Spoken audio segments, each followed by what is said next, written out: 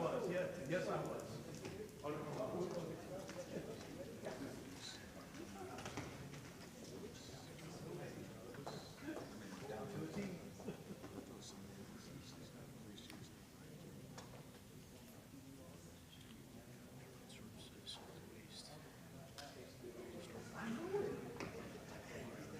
I didn't know it until he said the other day.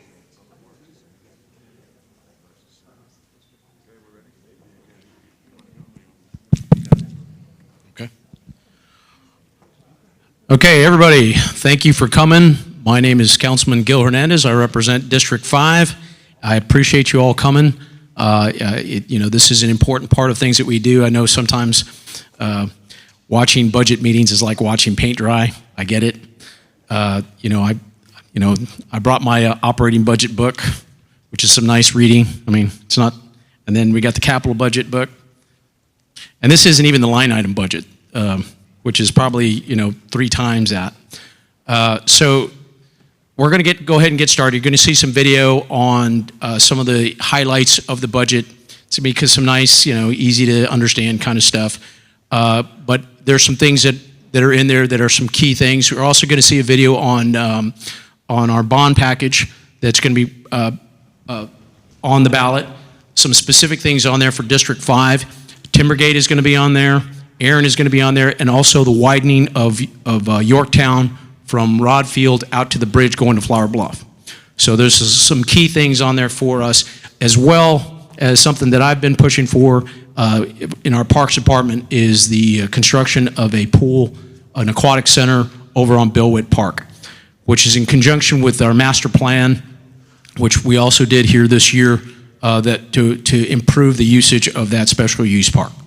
So I'm going to go ahead and turn it over to our city manager, and he's going to introduce the video and provide you a little bit more amplifying information. So thanks again for coming. Great, thank you, Councilman. Councilman Hernandez is our host tonight in City Council District 5. I'm going to pick up where he left off, and then I'm going to go back to the beginning. But also in the bond program is $300,000 for St. Denis Park. Anybody here from the King's Crossing? So St. Denis Park. And then our police chief is here, but the bond also includes $4 million for a new police substation right here in the south side. We have now, for the first time in the city's history, a police substation. We know we have the headquarters downtown, but just recently we did a ribbon cutting for a new police substation on Flower Bluff. It was a reuse of a building that was shared with other departments. The police had a small portion of it, but we converted the entire building, all 4,300 square feet, for the first police substation. And so the one that's coming to the south side that's in the bond program will give you all, the residents that live here, that same experience, which is that you can connect with your police officers, the command staff. You can go to the police substation if you need to report something or just to say hi, really, so that they know who you are, and community policing takes place that way. So that's the bond program. So as Councilman Hernandez said, we're going to do 2 things tonight, right after I speak. We're going to show you 2 videos. The first one, though, was on the budget, and that's why we're here. And the budget is a record-setting one for the city, $1.4 billion. It has many firsts, the first ever highest number of police officer positions added, 25 new police officer positions, right? Okay. And Chief Roach is here as well, 24 additional firefighter positions as well to improve our 4-person staffing and add another EMS unit in the Cal Allen, Annaville area. And before I continue, let me recognize some additional council members who are here with us this evening. And so Councilman Billy Lerma, City Council District 1,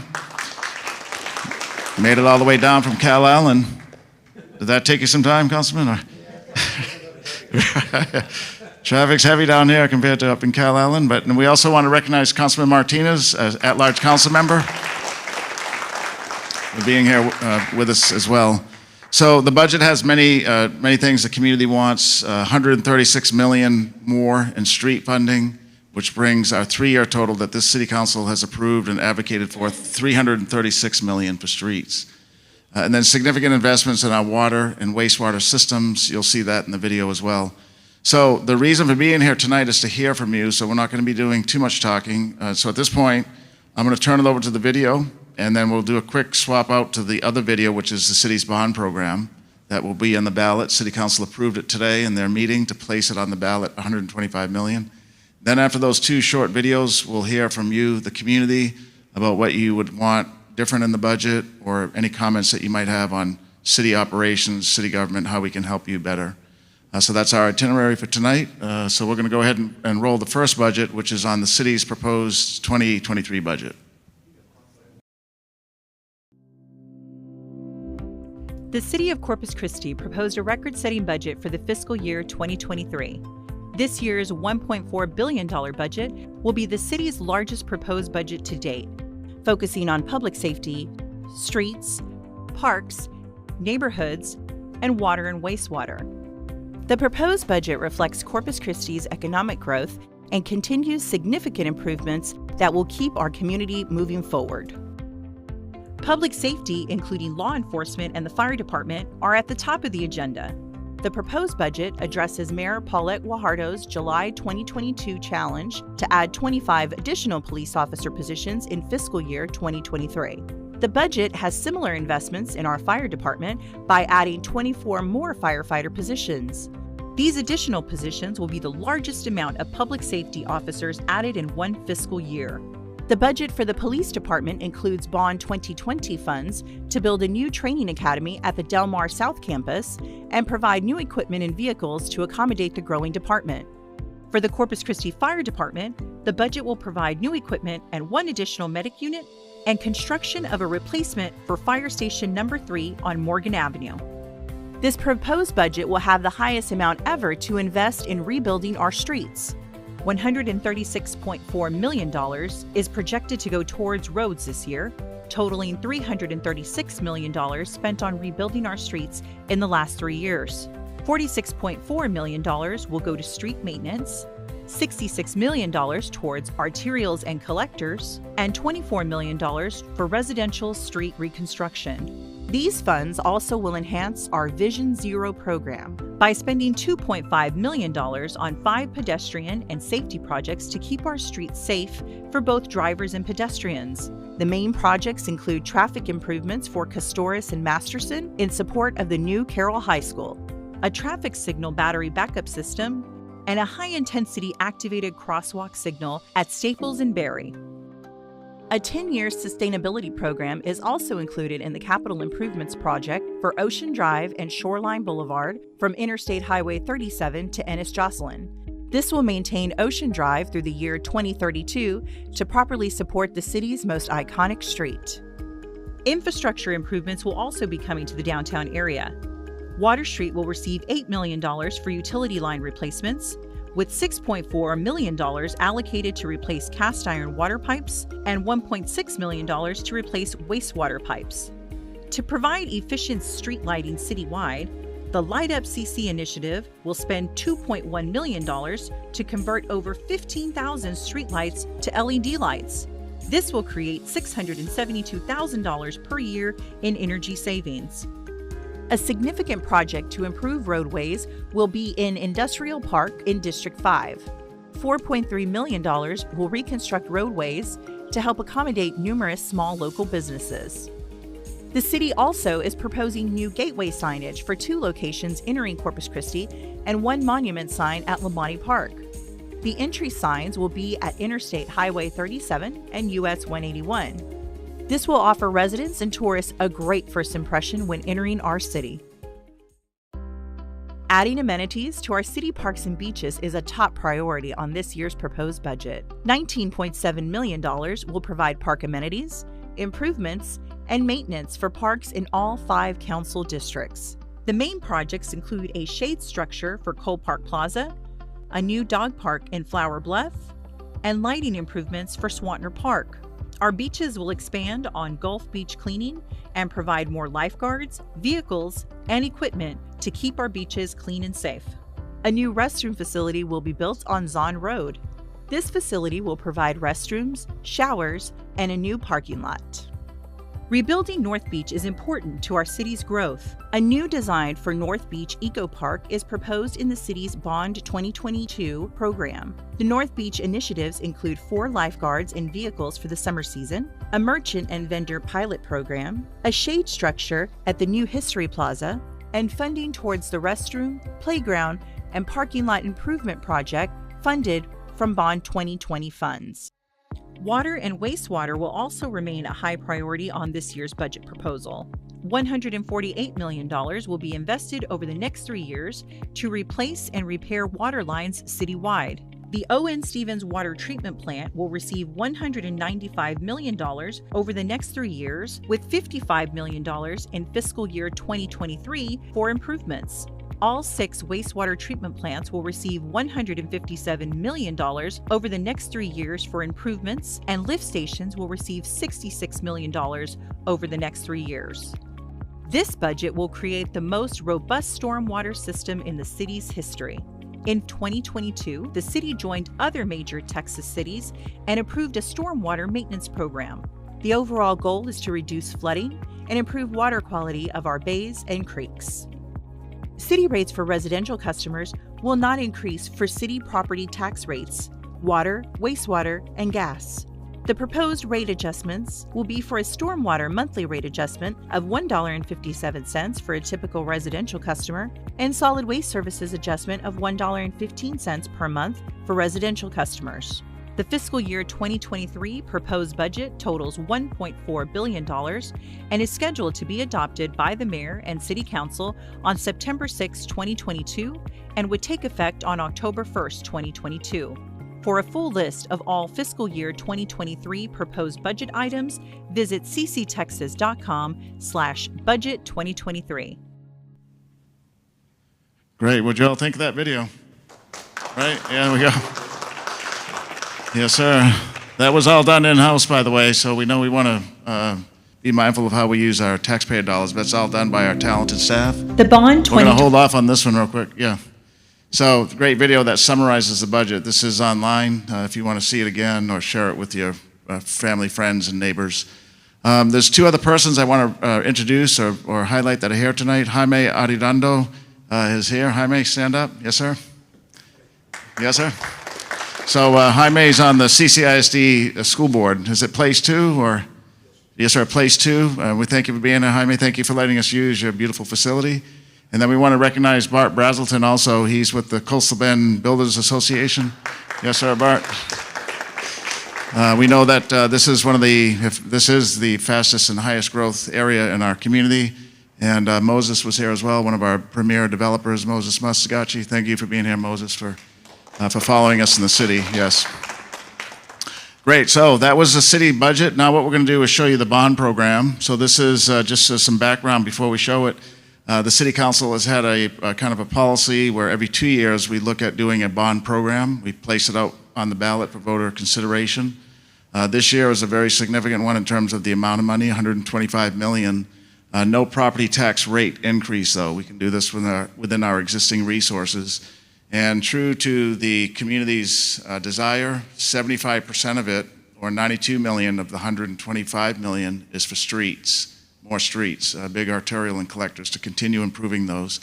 That bond program for this district also includes the first aquatic center or swimming pool in City Council District 5 at our premier Bill Witt Park. By the way, we did a master plan for Bill Witt Park, so in a few short years, you're going to see a tremendous difference on that park, on the approach, on getting into the park. One of the first things we're going to be doing is the perimeter roads inside that you drive on or that you walk on or hike on. Parking lots will be improved. And then things like the aquatic center are coming. We know there's a dog park there, a splash pad already. So some tremendous improvement coming to our Bill Witt Park that we really like because there's so many homes around it, so many working families that are going to be able to benefit from a beautiful aquatic center and a well-defined park. So, and the bond program to be on the ballot this November, $125 million, streets, public safety, parks, and a library project. We're going to show you that now. We thought it'd be prudent or good to show the community this since it's going to be on the ballot in November, and since we have you here. We're going to roll this. It's just a few minutes, so this is on the bond program. The Bond 2022 program proposes 32 projects allocating $125 million towards streets, parks, public safety, and libraries. This bond program will be broken down into 4 propositions for voters to pass in the November 8th election. The bond benefits all council districts equally, with each district receiving around 13% of the total funds and about 34% of those funds distributed citywide. All these projects can be accomplished without raising the city property tax rates. Proposition A proposes $92.5 million towards our streets. These projects will reconstruct and rehabilitate 15 different streets citywide. Planned improvements include new asphalt or concrete roadways, upgrades to the city infrastructure, and enhancements to resident safety with the addition of new sidewalks, ADA-compliant curbs, and increased lighting. Proposition B proposes $20 million towards our community parks. With over 11 projects under the proposition, the funds will provide more amenities such as playgrounds, pools, hike and bike trails, and fitness features across the city's community parks.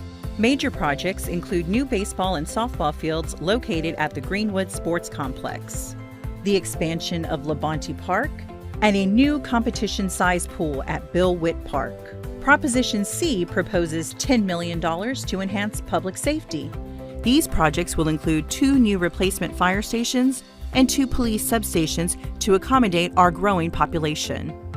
Proposition D proposes $2.5 million to upgrade the La Retama Central Library.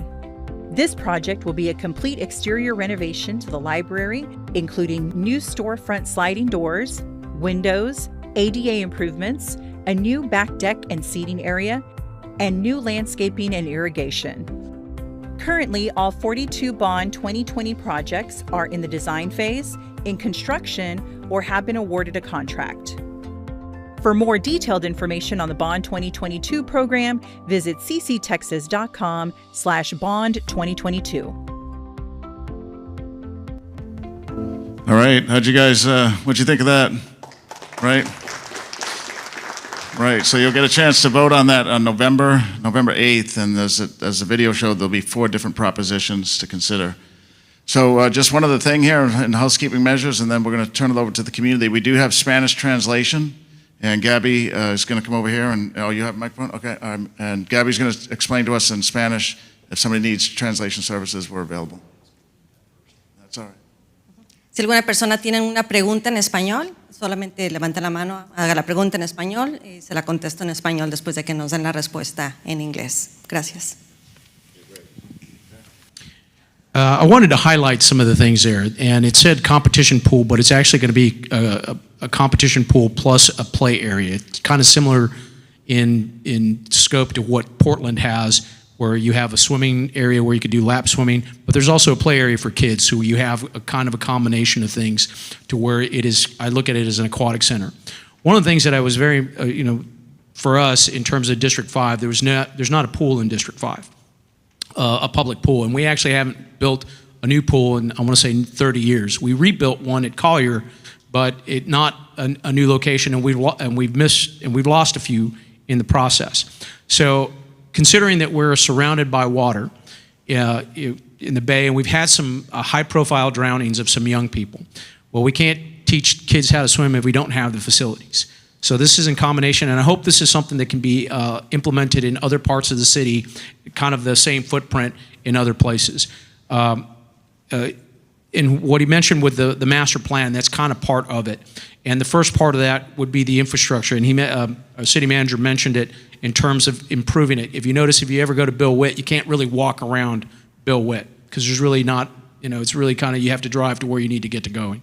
So there's improvements we need to do.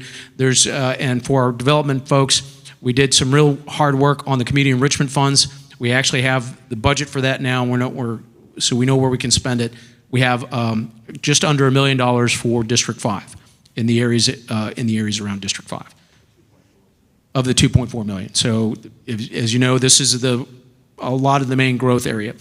One of the other key things I mentioned earlier was the expansion of Yorktown. If you notice, if you live in the Rancho Vista, anybody live in Rancho Vista or in that area over there? Well, you got to make a left-hand turn to come on a 2-lane highway where people are driving 50 miles an hour. So it's important that we have that improved and widened. There's also going to be a new school out there I mentioned that from our school district folks. Actually, two, elementary and a middle school. So a lot of things that we need to do ahead of time to make sure that those things are happening. So I encourage you to vote for the bond package. There's reconstruction of 2 streets. Anybody live around Timbergate? No? We're going to redo Timbergate. It's much needed, a complete reconstruction. Also, anybody live around Erin, near Saratoga? Okay, well, the Erin is absolutely needed as well. There's 2 other streets I wanted to get on that package, but there's limited resources. Marseille was one of them, and Acushnet. So, but looking for that in the next bond package. They also mentioned some spending on some water resources. If you recall, and I've been on council for 3.5 years, a little over 3.5 years. If you recall, we had a lot of issues with our water issues. Remember the water boils and we had the EPA breathing down our necks on wastewater. Well, we need to invest in working in improving those, and then not only improving them but maintaining them. So that's what you see those investments are. It's not real, I guess, sexy to have to replace water lines that you'll never see because they're underground. But we want to make sure that we're improving the water pressure and the quality of the water for everybody involved. And we have some advantages for a newer part of town, but we need to make sure that that's for the entire community for quality of life. So we want to make sure that we're focusing on the things that need to be focused on, not all the pie in the sky stuff, but just the everyday stuff. So if you don't think about the city, then that means we're doing our job. So if you have any questions, I'll turn it over to the city manager. I just want to kind of amplify some of those things. Great, and just to put a number on that water line, even though you may not see them, 3 years ago, we were spending about $3 to $5 million to replace aged water lines. In this budget, in the current year, and in the new budget, it's $50 million annually. And that's what we need to do. We've had, we know it, but we've had an outside consultant help us with our water towers that just finally came online, and they told us that as well, that you need to be spending between $30 to $50 million to replace aged water lines in our community. And that's from decades of neglect. So we're catching up, and at some point that will taper down to a lower number, but it's to replace those lines that should have been replaced decades ago. But okay, great. So what we're going to do now is we do have a microphone that staff will pass around, Gabby will pass around. So we're here. By the way, a lot of city departments are over here on my left. And if you all can raise your hand, we have, a lot of city staff here who are engaged with the community. We live here. They love the community as much as you do. And they're here tonight to listen to you and answer questions if we can't answer them. But we want to thank the team for being here. This is our fifth and final. We're in City Council District 5. Community meeting on the budget. It's not our last time out here, but it is our 5th meeting. We've had 4 prior to this one, 3 last week, and then 2 this week. And let me just add also that this is being simulcast on YouTube and Facebook and other social media channels as well. So persons have the ability to ask questions via that medium as well. Okay, so with that, just raise your hand. We'll walk around a microphone so everybody can hear what you're saying, as well as those that are watching online. Gabby, here we go.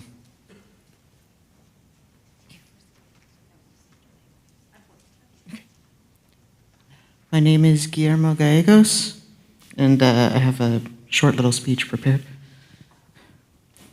Climate emergencies like heat waves and flash freezes are becoming more and more common as climate change accelerates. While there's plenty of things to be said on how our city can address this, today I'll be focusing on those who feel the effects of drastic weather the hardest, our houseless neighbors. In the short term, we need to increase the hours of our libraries and senior centers, which currently act as cooling and warming centers. But these cannot be our only solution.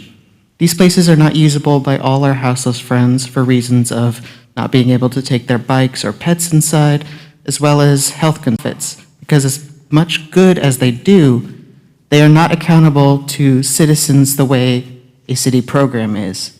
Not to mention, some can and have implemented policies that turn away gay and trans folks. Homeless services is budgeted at roughly $389K. The general fund is $331 million.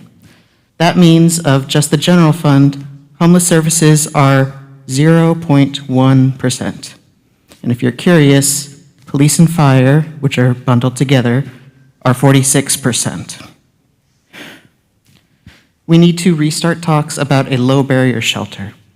A low-barrier shelter that would be staffed by trained city employees and accountable to citizens. The city needs to allocate more of its budget to houseless services and harm reduction work, and less to whatever new toys the police want.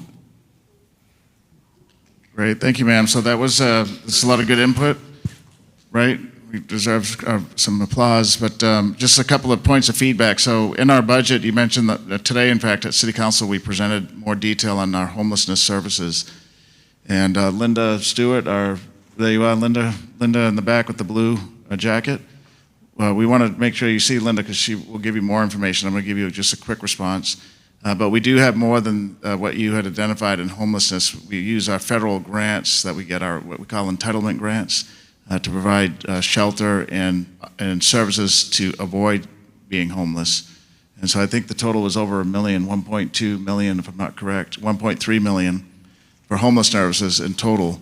One important thing to recognize is that 3 years ago, when I first got here, and when some of the council members that are here now just got here on the council, we didn't have any staff at City Hall dealing with homelessness, zero. And so we changed that. We added 3 in the first budget I presented 3 years ago, and it's a 3-person team that are focused really on coordinating with all those homeless agencies that we have in our community. We have over 30 in Corpus Christi, and so the city's goal right now is to help build consensus among those agencies and make sure that services are provided to the community and that the community knows about them. So that's important, the homelessness and affordable housing as well. I think, and then Linda's here if there's any more specific questions on those areas. Thank you for being here tonight. Were you going to say something, Councilman? Yeah, I also want to recognize our police department. They have a special unit that deals with mental health issues, so you're not necessarily taking someone into prison to address them, but to take them for mental care, health care issues, and some of our homeless population have that issue, and they have a specific unit that deals with that, and so I give a lot of credit to our police department for community policing for that, so I just wanted to mention that. Great, thank you, Councilman. Here we go. Is that lady behind you, Gabby? Oh, sorry. Shireen Del Suz. Why aren't protected bike paths included in the budget? Now, I'm not talking about wide sidewalks. I'm not talking about those green, weird walks. I'm talking about protected bike paths that follow the Federal Highway Administration's design guides. And I want to know what it will take to be included. Because, you know, the public has been very clear on this. I sent you guys a petition of 640 signatures. Names and zip codes were on it, and this was ignored in the budget. And with these input session meetings, there were like 8 people who came and mentioned bike paths. And I would say like less than 50 people are talking. So that's like 20% of commenters. So will protected bike paths get included with at least 0.2% of consideration in the budget? So I'm here to know, like, I'm really curious actually to know what it will take to have protected bike paths in Corpus Christi. 1 in 3 Americans own a bike. So that would be an estimated 100,000 residents here. You know, you won't see them too often on the bike paths here because they don't follow the Federal Highway Administration's design guides. They're not safe. I don't go there. I have a kid. I have a baby. I would not go on any of the bike paths here because paint is not safe on those roads where people are swerving onto the bike paths. And I sent you the links to the design guides many times as well. And I also want to mention here, because protected bike paths have a return on investment. So on the budget, you know, I was looking at it and I know that I didn't think that there were many things that had a return on investment. So I want to mention a study that showed 11 jobs were created for every mile of protected bike paths created because people are spending less money on gas, they're spending money in the local economy. There are people right now, while we're in this meeting, they're sitting at home right now because they don't have money for gas. The prices are going up with inflation's going crazy, so their transportation needs are just as valid as everyone else's. Homeless people, teenagers trying to get to a job, seniors, people who can't get a driver's license because of medical reasons or legal reasons, people who want to exercise. The city shouldn't only be for drivers. It should be for everybody. And that's why I had a petition to show that 640 residents want this. You have plans for a beautiful dog park. There's a disc golf park. There's even a golf cart lane plan, but nothing for protected bike paths. All major cities in America have this. They have this in other countries, Mexico City. All the developed countries in the world have this. This is basic infrastructure. This is basic infrastructure. When cars were invented, they didn't have a petition or all these people protesting for them. They just knew they had common sense to build them.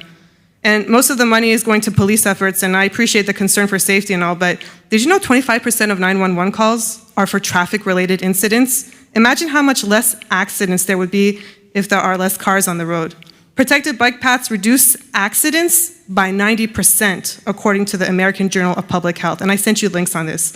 So if I read this correctly, there's $2 million in the budget for a welcome sign. So that would be 20 miles of protected bike paths. Can you imagine how many lives it would save and improve?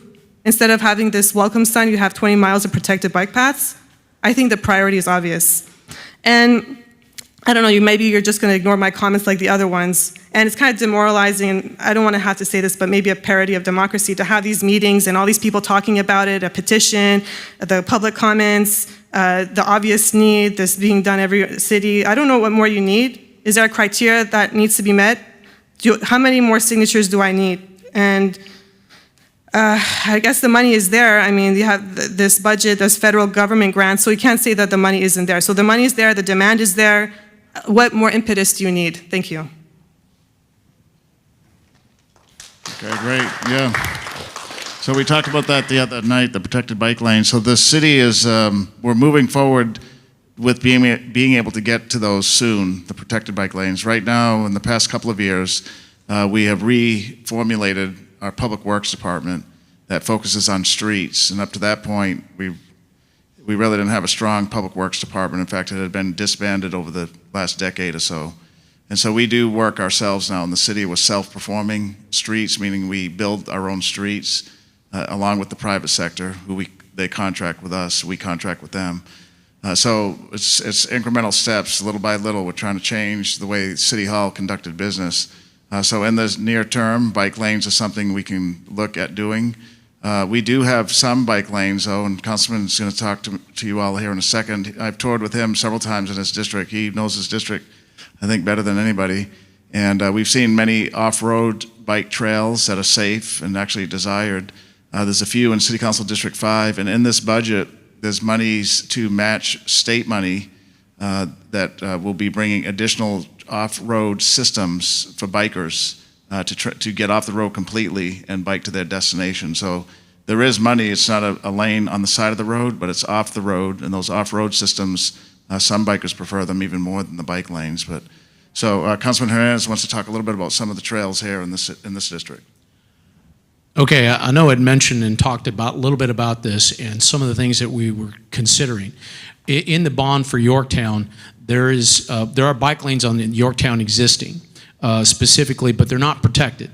And I had mentioned some of the things that we could possibly do, and if you recall, if you ever been driving down the interstate and you kind of veer off onto the side and you all of a sudden hear a noise, it's because they have those kind of indentations along there, and we thought possibly something along those lines to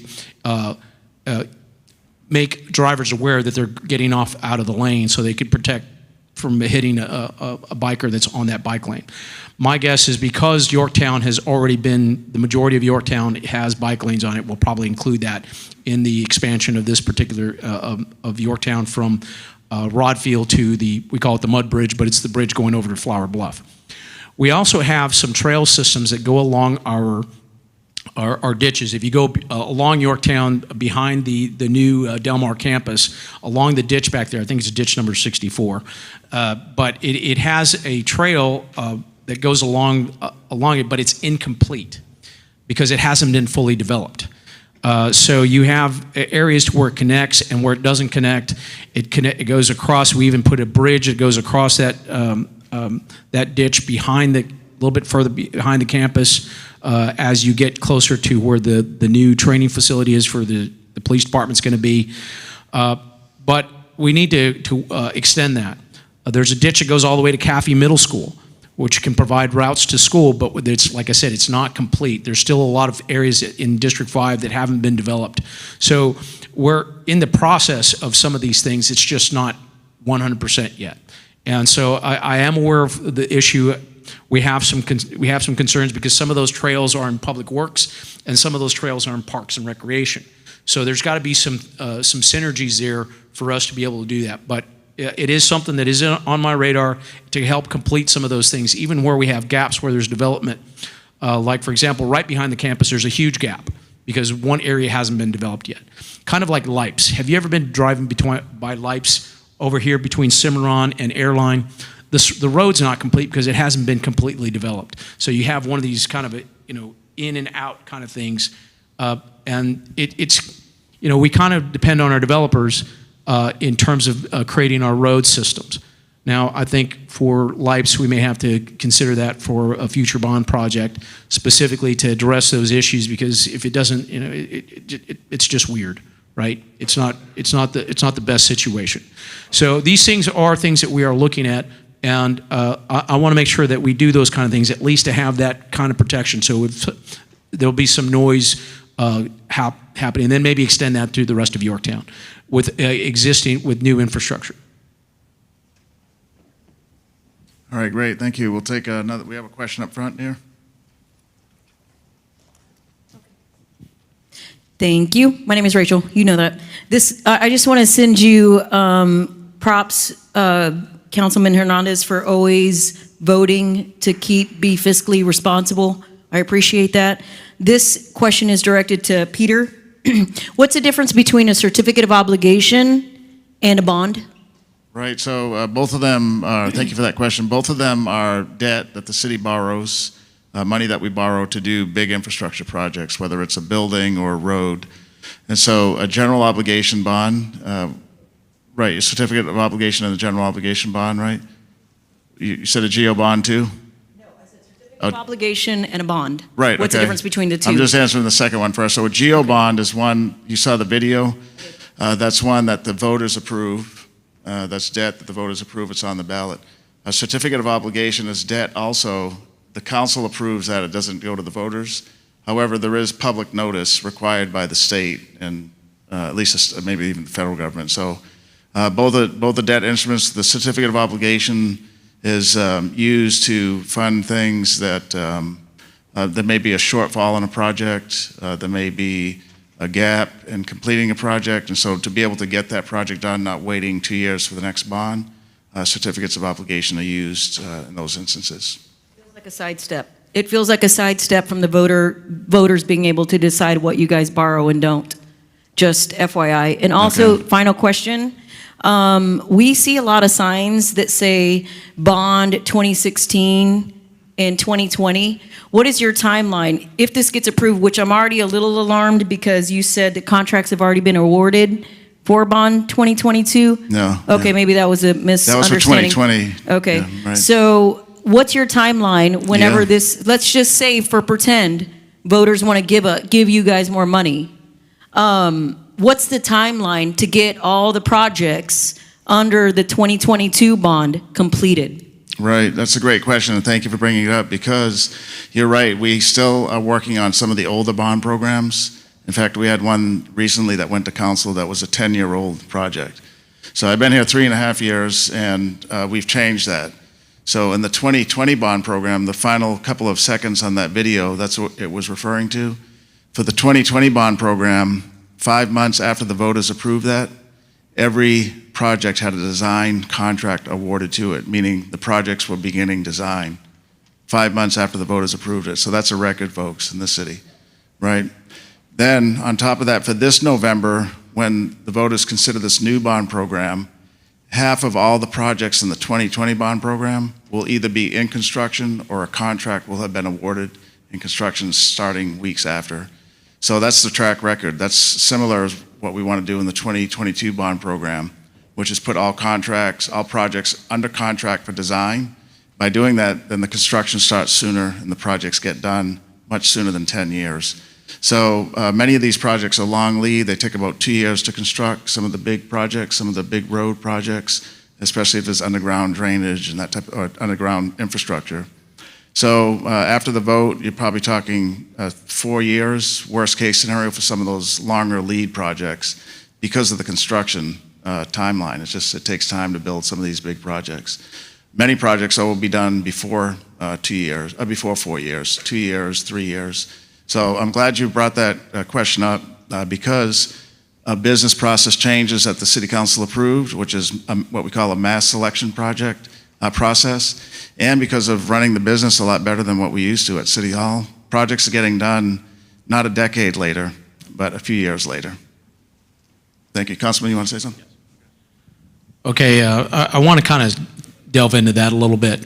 There's 3 types of bonds that we actually use, right? We use general obligation bonds, which you vote on, certificates of obligation, which is also a debt that that we put that taxpayers are accountable for, and then there's revenue bonds. The revenue bonds are from the utilities that are secured by the rates from the utilities. So there's 3 of them. Now, myself and our city manager kind of disagree on the use of certificates of obligation.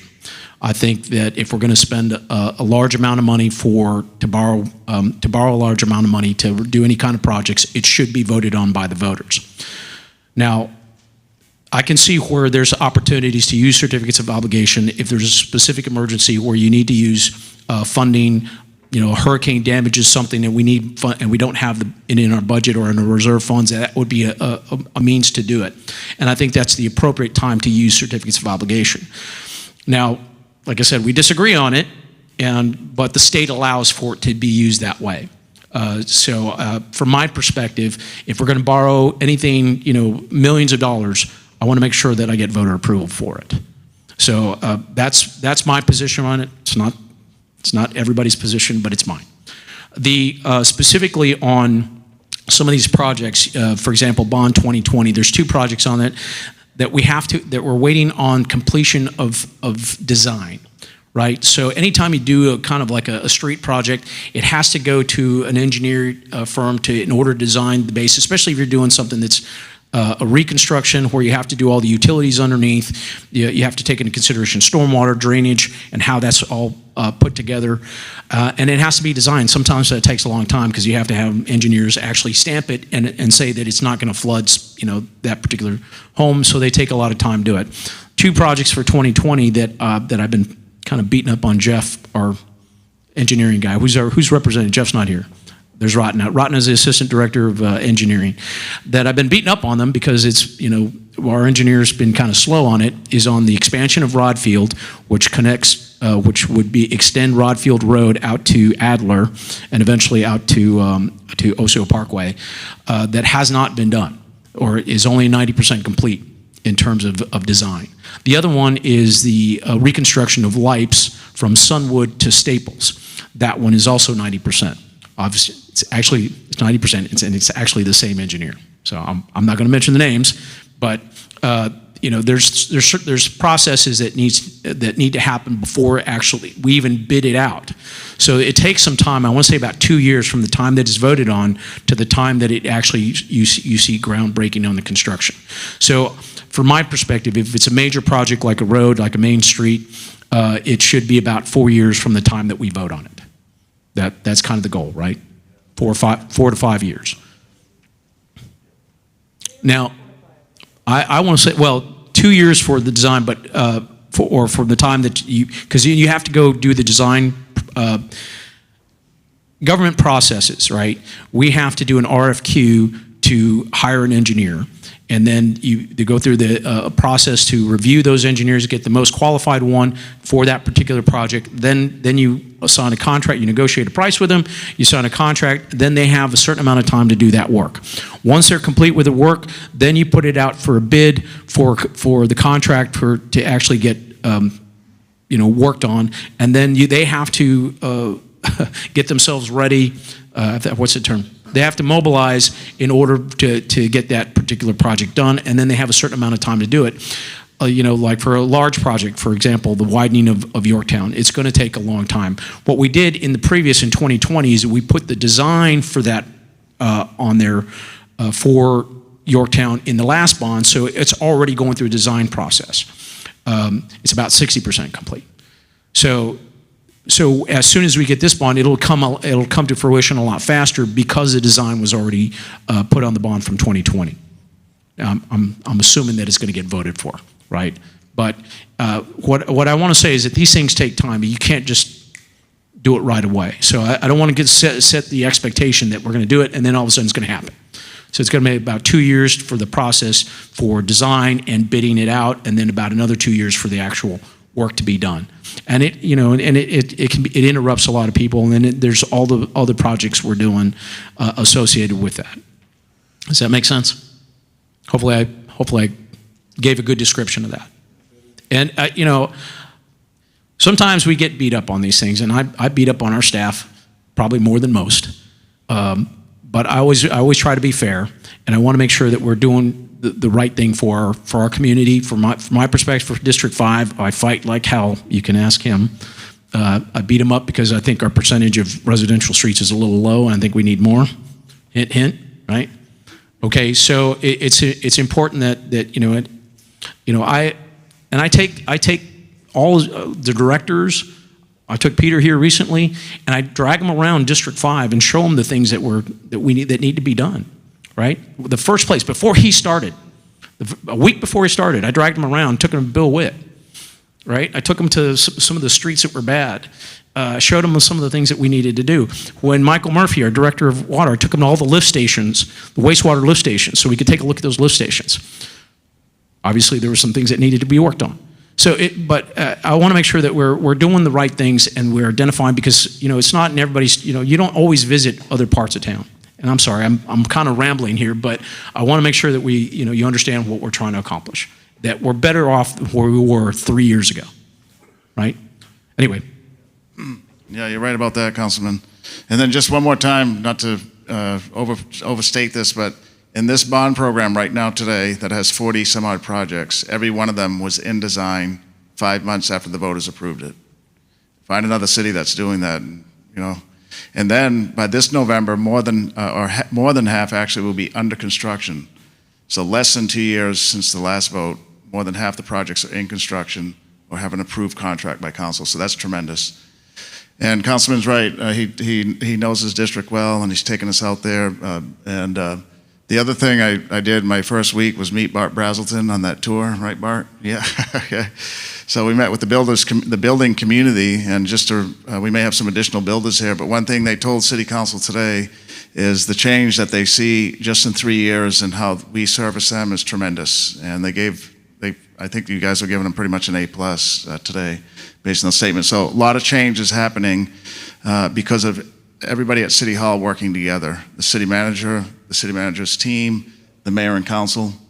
You have a dedicated council member here in District 5, but the other 8 council members with the mayor, very dedicated and very concerned about this community moving it forward. So we're in a great time right now in Corpus Christi, and we're going to keep moving it forward. So I think we had another question, Gabby. Yes, ma'am. Good evening. Melanie Salinas, good evening. So with the recent anniversary of Joseph Fillmore, he was the young man who got struck and passed away on, I believe it was Hawley. No changes have been made on that street. He was on a bicycle, and there's been no change in that little stretch there to, I guess, just make that part safe. I mean, I know we can't deploy a whole new network, a whole new infrastructure in a day or in a few months, but maybe prioritizing the intersections that have actually loss of life, where loss of life has occurred there. So maybe spearheading in some way those higher risk areas may be a priority, or how do we go about getting those kind of like more important than like a total infrastructure? Because loss of life, I mean, we speak about doing what's right. So I was wondering how we could go about getting that pushed. Okay, good. Our police department's here, and who's here from Public Works? Gabriel, our interim director. Did you hear that intersection, Holly, and what was the? I believe it's Holly and Weber. And Weber, okay.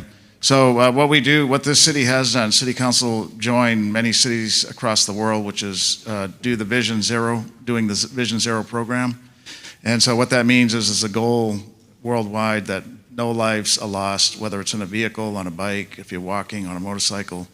And so that's something that we're focused on in the last two to 3 years, having public awareness, education campaigns. The chief recently, police chief, did a public service announcement just to remind motorists that look around when you're on the road, when you're taking a right turn, say look in the school districts, school zones. So with that Vision Zero program, though, one thing we do is after any incident, we have Public Works that goes out to inspect the area to see is there something glaringly missing. We do that now. We didn't do that in the past. We'll look at that particular intersection, though, and you do raise a good point. In other Vision Zero cities in Texas, that's what they do, is the high impact areas, or areas that are prone, we try to address those first. And so that's something we can start to do here with our Vision Zero. Yeah, thank you for your comments. Yes, good evening. My name is Joe Quintanilla, and originally I came with an intent of reviewing the data and fixing it. But as I listen to y'all, it looks like y'all have done a great job in providing data. Now, again, originally my thought plan was, hey, why are we doing this and why are we doing that? But my question now has changed to, how do we educate the city of Corpus Christi and the residents in how to approach change? The people that are here are wanting to engage, and we want our voice to be heard. So with that said, how is it that you get on the ballot related to bicycle trails? How is it that we get on the ballot related to homelessness? It seems like there's an interest, and they take the effort to be here. So maybe an education online that says, hey, if there is something that is significant that the community wants to, and if it takes 6,000 votes, signatures, or does it take 50,000 signatures, or does it take who screams the loudest? Because normally in industry, I work for the government, if I scream the loudest at work, I usually get something done. So how is it that we do that with our city? And then I want to close with this. Hey, fire department, man, I had a heart attack, and you were there. Thank you very much. Police department, man, I've needed you guys, and you were there. So to me, that part of the investment, I see the advantage, I really do. And the people that work in the Corpus Christi, for Corpus Christi, I thank you for what you're doing, because this is not easy. And I know it takes a while, because working for the government, everything takes a long time as well. So I understand that. So I just want to close with thank you for what you do in service to the community, because I think it's important to remember you are servicing the community in what you do, and we appreciate that. I like the fact that you're sharing that in comparison to other communities, we're doing better, and I think that that's important. But thank you very much for what you do. Let me bring some topics up to you, because this is a good point. How do you interact with your city? Okay, we spent a lot of effort creating the 311 system, right? To where you call 311, and if you have a complaint or a specific issue, you can report it through there. If you're not getting the results you need, then reach out to me. My cell phone number and email address are on the city's webpage. If you go on the front page, you scroll down, you'll see a picture of me, or all the council members, picture of me. You click on it, that's my cell phone number. You can call me directly if you're not getting the normal process through the 311 number, okay? And then I will try and work it out specifically to the individual director. I got an email from a guy complaining about barking dogs all night, and I forwarded that to our neighborhood service person that's in charge of code enforcement. Okay, so there's ways to do this, but I'd ask that you at least report it first on 311. It'll be documented.